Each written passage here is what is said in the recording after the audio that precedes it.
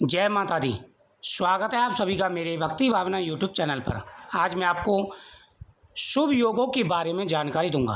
दोस्तों, जब भी ग्रह शुभ स्थिति में होते हैं, यानी ग्रह उच्च स्थिति में हो या मित्र की राशि में हो, अच्छे घर में विराजमान होते हैं, तब बनते हैं महादुर्लभ संयोग। और ये महादुर्लभ संयोग जिस घर में बनेंगे, जिस राशि के घर में बनेंगे, उन व्यक्तियों की किस्मत बदलना शुरू हो जाती है। आज मैं आपको ऐसे ही शुभ योगों के बारे में जानकारी दे रहा हूँ। नवरात्रि की अष्टमी नवमी से यह योग शुरू हो रहे हैं और दिसंबर तक यह योग चलने वाले हैं। यानी नवरात्रों की अष्टमी से लेकर के और दिसंबर तक पुत्र प्राप्ति के बहुत अच्छे योग हैं, धन प्राप्ति के योग हैं, कारोबार आपका अच्छा चलेगा। अगर आप जॉब करते हैं तो जॉब में प्रमोशन मिलेगा। लेकिन कुछ उपाय भी मैं आपको बताऊंगा। आप जानते हैं कि मैं जब भी वीडियो डालता हूं तो उपाय ज़रूर बताता हूं। कई बार ऐसा होता है कि जो मैं ये राशिफल बताता हूँ, ये नाम के हिसाब से राशिफल बताता हूँ। मानो आपकी राशि का मैंने राशिफल शुभ बताया और उसमें कुछ कमी रह गई, तो आप कहेंगे कि राशिफल तो ये बताया था लेकिन मेरी इच्छा पूरी नहीं हुई। तो हो सकता है कि आपकी कुंडली में योग अलग हो, क्योंकि कुंडली सबकी अलग होती है। राशि तो एकों की लाखों होती है, कोई गरीब है कोई अमीर है। लेकिन इसलिए मैं साथ में उपाय बताता हूँ। अगर आपके योग कम हों और कुंडली में आपके योग विपरीत हों, आप उपाय करते हैं तो आपकी मनोकामना अवश्य पूरी होगी। देखो, चैत्र नवरात्रि का जो 8वां और 9वां दिन होता है, ये बहुत ही महत्वपूर्ण होते हैं।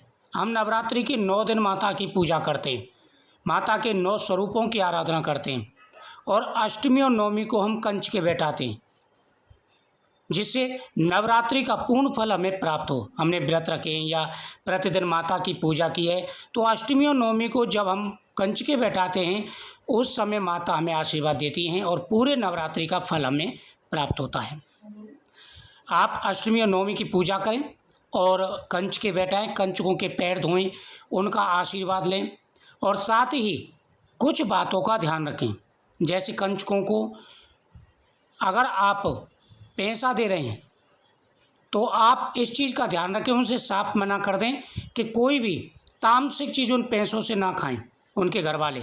इसलिए पैसे की जगह पर आप गिफ्ट देते हैं, जैसे चॉकलेट है या मीठा है और फ्रूट्स हैं, चुंदरी उड़ाते हैं उनको, ये ज़्यादा बेहतर है। तो आप इन चीज़ों का ध्यान रखें। साथ ही इस दिन अष्टमी और नवमी के दिन जो आप जौ बीजते हैं, सभी घरों में जौ बीजे जाते हैं, तो उसमें देखिए जो खेतरी होती है उसमें सफ़ेद जौ निकला है कि नहीं निकला। अगर सफ़ेद जौ निकला है तो तुरंत उसे उठा करके आप लाल कपड़े पर रख लें माता के सामने। कलश के अंदर डाला हुआ 1 रुपये का सिक्का और सुपारी, वो भी आप कपड़े के ऊपर रख लें। साथ ही 5 पीली कौड़ी अलग से रख लें।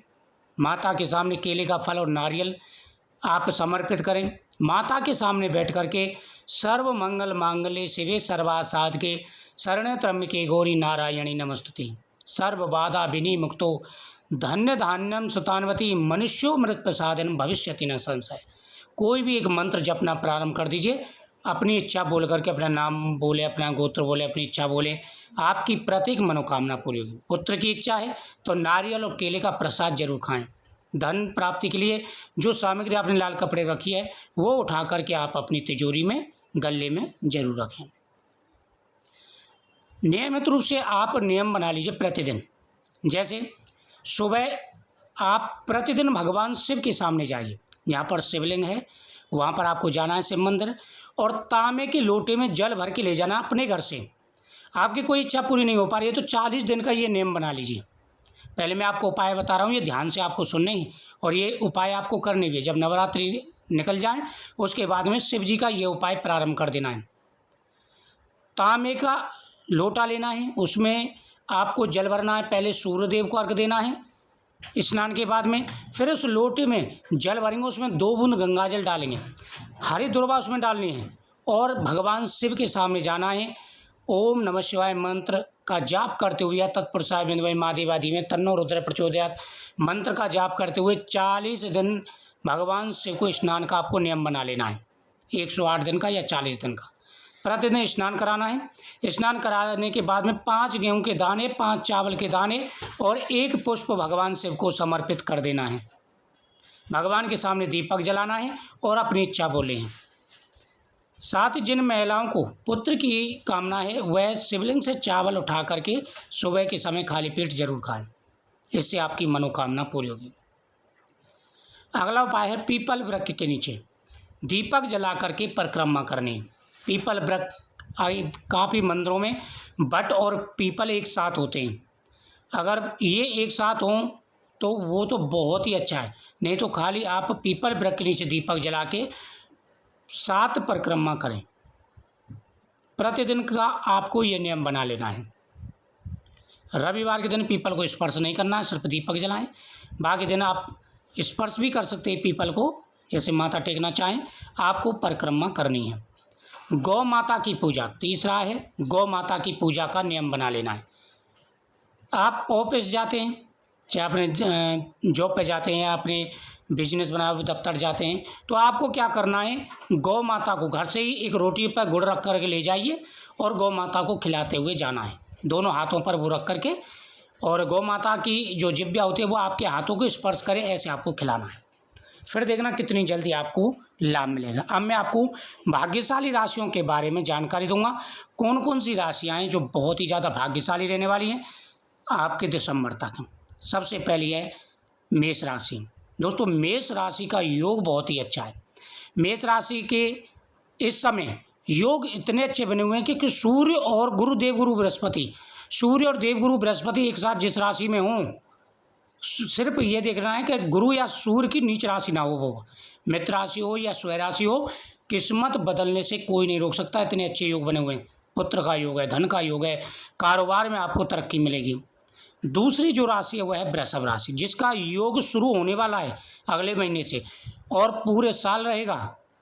पुत्र धन के बहुत ही अच्छे योग बनेंगे।